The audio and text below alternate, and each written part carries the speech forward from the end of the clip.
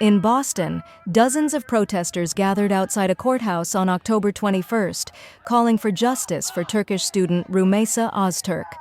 Ozturk, a Fulbright scholar and PhD student at Tufts University, was detained in March after co-authoring an opinion piece critical of Israel's military actions in Gaza. Video from the protest shows members of the Service Employees International Union and the Boston Party for Socialism and Liberation marching in circles and chanting for her release. Several speakers said her detention raises serious concerns about academic freedom and freedom of expression in the United States. Ozturk was arrested by plainclothes immigration and customs enforcement agents near her home in Somerville, Massachusetts. Her student visa was revoked, and she was sent to a detention center in Louisiana, where she spent 6 weeks before a federal judge ordered her release in May, citing her health and lack of justification for continued detention. The latest hearing will determine whether she can keep her right to work and continue her PhD studies in Somerville. For protesters, the case has become a symbol of the wider struggle for the rights of international students and the protection of academic freedom in America. Hi there. So if you could just tell me your name and why you were here at the protest today. Okay, my name is Helen Gibbons. I live in Cambridge, and I'm here to support Rumeysa Ozturk's efforts, and because the ICE deportations are out of control, this government's out of control, and I heard about this yesterday. And I'm retired. I can do all these things now.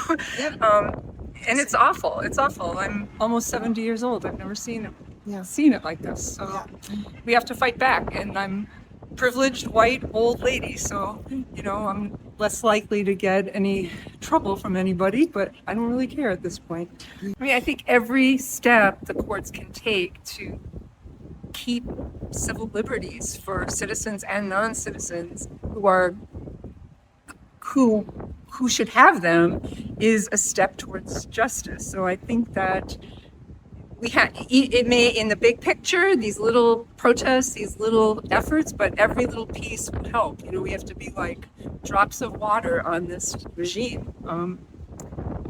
So I hope that and I think we have to just stick up for our neighbors. That's what we have to do. And so I went to a protest when she was first abducted, and heard about Luce, the organization that's doing ICE Watch and organizing, and it's something actionable to do. So these little things are actionable. There's something to do, and that's what I hope will happen. I hope we can get rid of this craziness.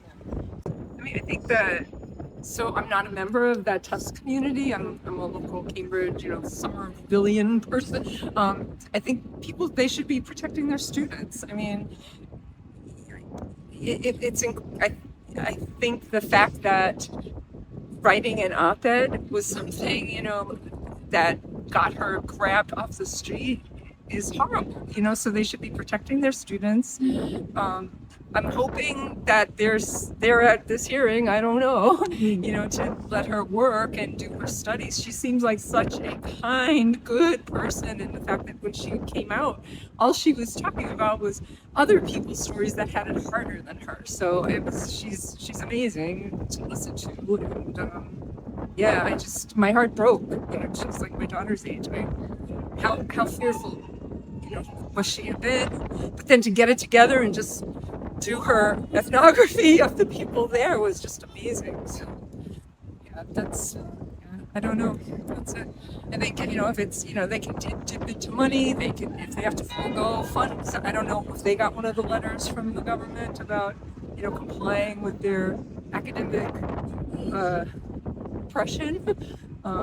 If they do, they should line up with MIT and everything else and see. Yeah, so I'm Kojo Champong. I'm here because, over the past couple of months, especially in the Trump administration, we've seen all these attacks on our immigrant communities. We've seen ICE detentions in our neighborhoods. We've seen people literally getting picked off the street. We saw Rumeysa Ozturk picked up off the street. And that's why we're here today, because we're trying to restore Rumeysa's right to work. Even though she's out of ICE detention, she still doesn't have an ability to work legally in this country. which just doesn't make sense. And so we came out here to support, to put pressure on the outside, and to agitate the fact that Rumeysa is our community member. And more than anything, all immigrants should have a right to live with dignity in this country, and these attacks are absurd. Yeah, I mean, I would hope that it sets the precedent of not attacking our immigrant community, you know, I mean, and even more than the law, I think it's a victory for the movement itself. And I think that when we have the masses of people, like in the millions and millions of people, like most people support immigrant rights.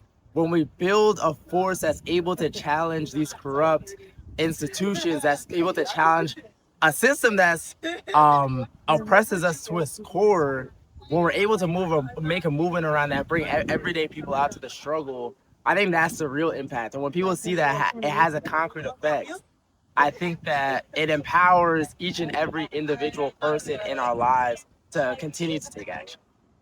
Yeah, I mean, I remember when Rumeysa Ozturk was first detained, and literally the next day there was a rally of 1,000 people, like the next day, right? This is an issue that, especially if you're at Tufts or just in Boston at large, definitely if you're in Somerville, you know, it's heartbreaking to see a fellow community member when you have the video footage of essentially ICE agents harassing her.